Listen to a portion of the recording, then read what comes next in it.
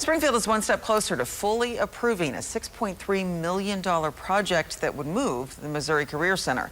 City Planning and Zoning commissioners unanimously approved the plan to buy a Boonville Avenue building to become the new site of the city's job center.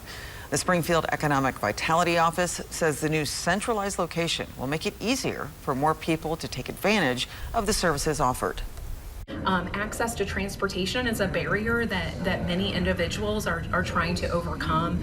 So this will reduce some of those barriers to help it be easier to seek these programs out.